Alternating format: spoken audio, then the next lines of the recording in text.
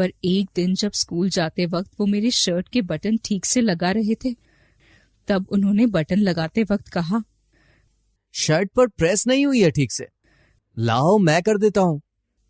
और वो मेरे शर्ट पर अपना हाथ फेरने लगा। मेरा रोना निकल गया। बरखा सुंदरम नाम है मेरा। मेरे पापा की एक छोटी सी दवाइयों की दुकान है। उनका हमेशा ये सपना था कि मैं डॉक्टर बन जाऊं, इसीलिए मैं कोटा आ गई मेडिकल एंट्रेंस की तैयारी के लिए। एक दिन बायोलॉजी की क्लास खत्म होते ही मैं क्लास से निकली तो देखा कि कॉरिडोर में मेरी सहेलियां थोड़ी परेशान सी खड़ी हैं। क्या हुआ? थर्मोडायनेमिक्स नहीं पढ़ना क्या? ये आपस में क्या केमिस्ट्री बना रही हो? वो जो प्रीतम सर है ना? हाँ, वो जो जूनियर बच्चों को फिजिक्स पढ़ाते हैं। हाँ वही। उन्होंने एक जूनियर बच्ची को गलत तरीके से छूने की कोशिश की। मतलब लड़की हमेशा से ही उनके सब्जेक्ट में सबसे ज्यादा नंबर लाती थी, इसीलिए उसे लगा कि वो उसे प्रोत्साहित करने के लिए ऐसा कर रहे हैं। पर जब वो लैब में अकेली थी तो उन्होंने गलत तरीके से छूने की कोशिश की। जब लड़की ने रेजिस्ट किया तो उसे धमकी भी दी कि अगर उसने ये बात किसी को बताई तो वो उसे एग्जाम में फेल कर देंगे। गलत तरीके से छुआ मतलब? अरे बैड टच यार, इतना तो समझ। ये शब्द सुनते ही मेरी आंखों के सामने मेरा पास्ट घूमने लगा। Bad touch. मुझे बहुत ज्यादा एंजाइटी होने लगी, इतनी कि मैं वहीं जमीन पर बैठ गई। मेरी ये हालत देखकर श्वेता मेरे पास आई। ओए बरखा, अचानक से क्या हो गया? ऐसी एक लड़की को मैं भी जानती हूँ, बहुत पुरानी बात है ये। कुछ 9-10 साल की थी वो बच्ची, तब उसके साथ भी ऐसा ही कुछ हुआ था। तब ये गुड टच और बैड टच जैसे शब्दों का मतलब कोई नहीं जानता था। उस बच्ची के पापा का एक मेडिकल स्टोर था, वहां एक दीपक नाम का बंदा काम करता था। बच्ची के पिता दीपक पर बहुत विश्वास करते थे। धीरे धीरे दीपक का घर में भी आना जाना हो गया। पिता व्यस्त रहते थे, इसीलिए बच्ची को ट्यूशन भी दीपक ही छोड़ता था। ये लो चॉकलेट, अब मुझे 4 किस्सी चाहिए। बच्ची को इसका मतलब समझ नहीं आता था, क्योंकि किस्सी तो वो अपने पापा को भी देती थी। एक बार तो हद ही हो गई। दीपक ने स्विमिंग क्लास के बाद बच्ची से कहा, तुम्हें सीपीआर टेक्निक सीखना चाहिए बेटा। स्विमिंग से तो बस तुम अपनी जान बचा सकती हो, पर सीपीआर से तुम कई जानें बचा पाओगी। बच्ची दीपक की एक घिनौनी चाल भी नहीं समझ पाई, और वो मासूम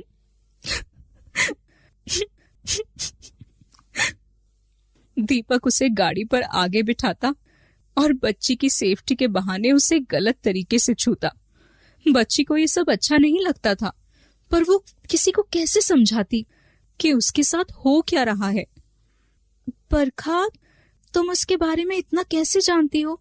क्या उसने तुम्हें ये सब बताया? क्योंकि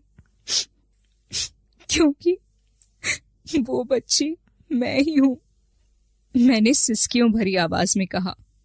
ये सुनकर वहां मौजूद मेरी सारी सहेलियों के चेहरे का रंग उड़ गया। सॉरी बरखा, तुम्हें सबसे गुजरना पड़ा। तो फिर तुमने क्या किया?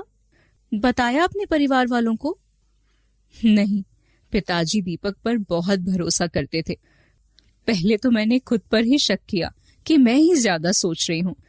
मैं बहुत डर गई थी, इसीलिए किसी से कुछ नहीं कहा।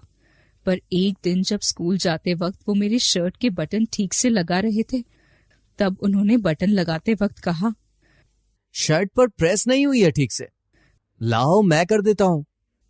और वो मेरे शर्ट पर अपना हाथ फेरने लगा। मेरा रोना निकल गया।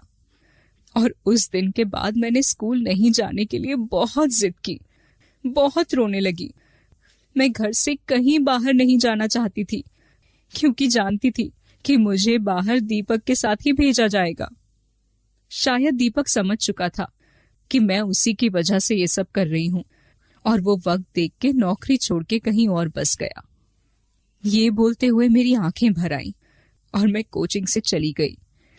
कॉलेज से हॉस्टल के बीच जो 1 किलोमीटर की दूरी थी, वो मुझे आज मीलों के समान लग रही थी। अपने कमरे में पहुंचते ही मैंने पिताजी को फोन लगाया और मैं रोने लगी। मेरी आवाज सुनकर पिताजी हड़बड़ा गए। अरे बेटा, तुम क्यों रो रही हो? सब ठीक तो है? किसी ने कुछ कहा क्या? मैंने सिसकते हुए पिताजी को सब बता दिया और बचपन से जिन जख्मों का बोझ मेरे ऊपर था सब उतार दिया। बेटा, तुमने मुझे आज तक ये बात क्यों नहीं बताई? मैं डर गई थी कि अगर मैंने ये बात सबको बताई तो आप मुझे डांटेंगे, पर आज मुझे समझ आया कि मुझे उस समय ही आपको बता देना चाहिए था। मुझे माफ कर दीजिए पिताजी। माफी तो मुझे मांगनी चाहिए बेटा, इसमें तुम्हारी कोई गलती नहीं है। अगर मैंने तुम्हें पहले से ही इन सब के बारे में बताया होता और एक दोस्त की तरह तुम्हारी बातें समझने की कोशिश की होती तो शायद तुम बेझिझक मुझे ये बात बता पाती और तुम्हारे साथ ऐसा कभी नहीं होता। पिताजी को बताकर लग रहा था मानो सालों का चुभा हुआ कोई कांटा निकल गया हो। बस कांटा निकलते वक्त खून की जगह थोड़े आंसू निकले थे। उसी दिन मैंने देखा कि हमारे फैमिली ग्रुप में पापा ने एक वीडियो शेयर किया जिसमें गुड टच और बैड टच की बातें सिखाई गई थी। फैमिली वालों ने पहले तो कोई रिप्लाई नहीं किया, पर जब मैंने पापा के मैसेज पर उनकी तारीफ की तो बाकी लोग भी खुल गए और पापा के मैसेज पर बहुत अच्छे अच्छे रिप्लाई दिए। मैं खुश थी कि अब कोई भी दीपक मुझ जैसी बच्ची के साथ टच में रहने के बहाने बैड टच जैसी हरकतें नहीं करेगा।